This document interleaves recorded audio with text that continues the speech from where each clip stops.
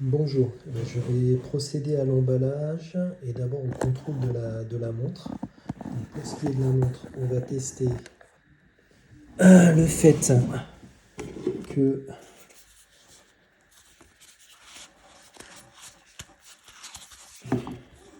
déjà qu'elle est en bon état général. Donc on va faire un check partout, il n'y a aucune rayure. Le bracelet est également impeccable. Elle est comme neuve.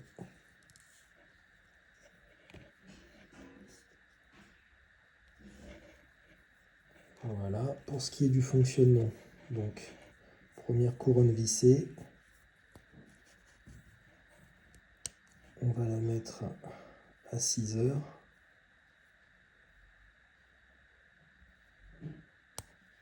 On va bouger le GMT.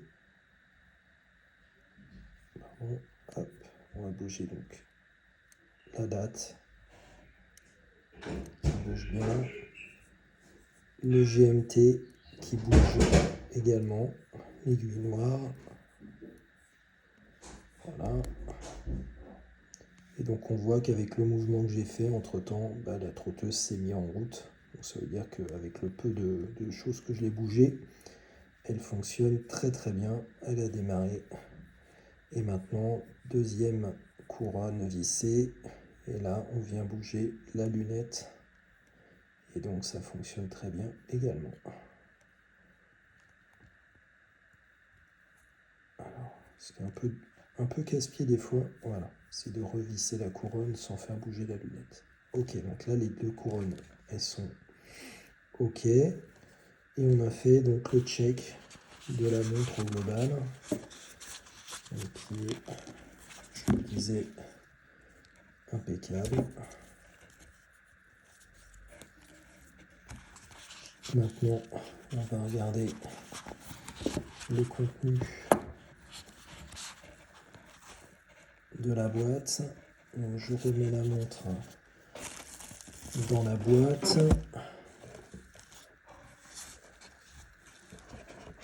Et on va remplir la boîte avec du papier bulle pour éviter qu'elle bouge lors du transport.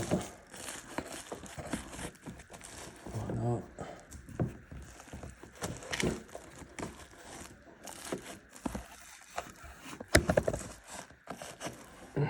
Voilà, comme ça, elle ne bougera pas lors du transport. Ok, je remets la boîte. On a donc toutes les notices qui très concrètement ne servent pas à grand chose, mais voilà déjà quand même. Et on a évidemment le plus important, la carte de garantie. Bon, même si elle est plus sous garantie, au moins voilà, on sait que c'est pas une fausse, sachant que sur ce genre de modèle là, une fausse serait très étonnant. Et tout ça, on le met avec la surboîte et c'est bon. Maintenant, on va procéder à l'emballage.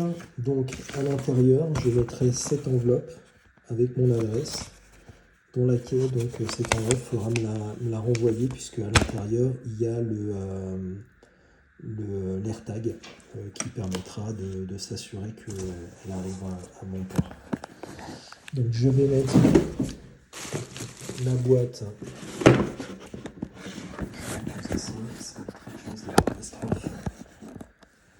Voilà, donc je vais mettre la boîte à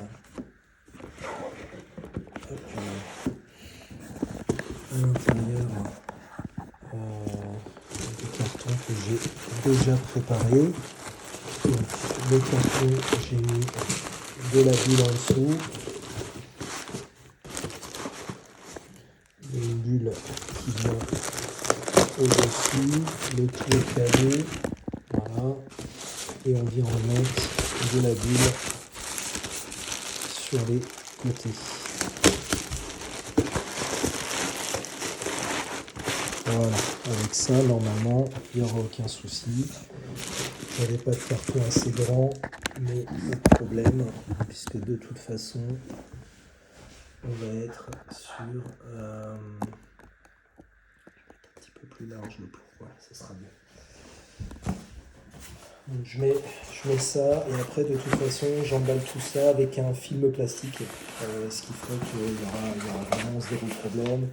Du scotch, film plastique, zéro problème.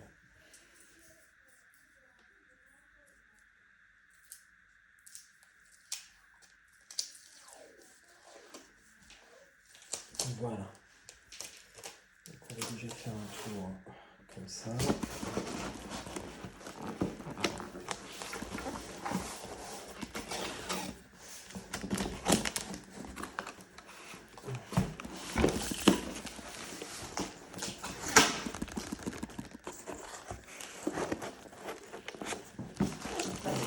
Ça sera vraiment merveilleux. Zéro souci, comme d'habitude.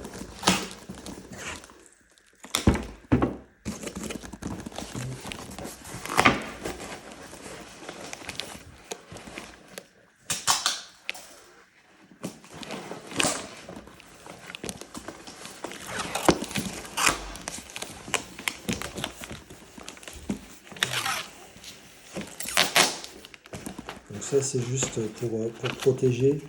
Et après de toute façon je mets le plastique tout autour. Le scotch c'est juste pour dire.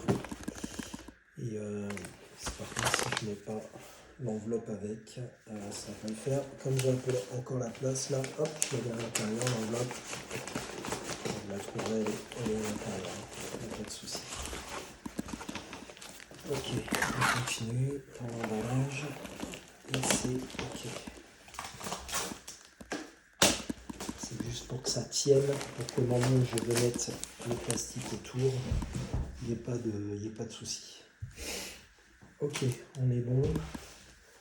Et maintenant, on va procéder avec le plastique. Ce plastique permet d'emballer les valises que j'utilise à chaque fois.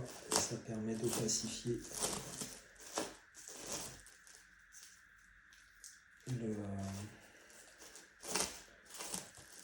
le paquet. On ne peut pas voir ce qu'il y a dedans. Et puis c'est quand même assez propre. On voit tout de suite s'il a été ouvert surtout.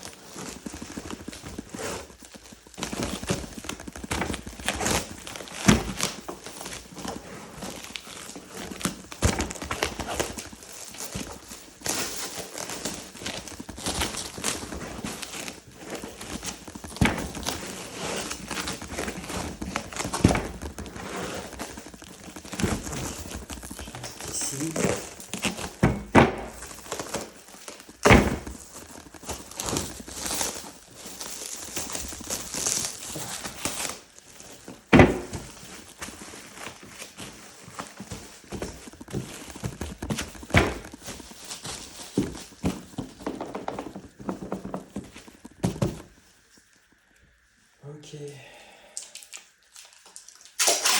on renforce tout ça avec du scotch.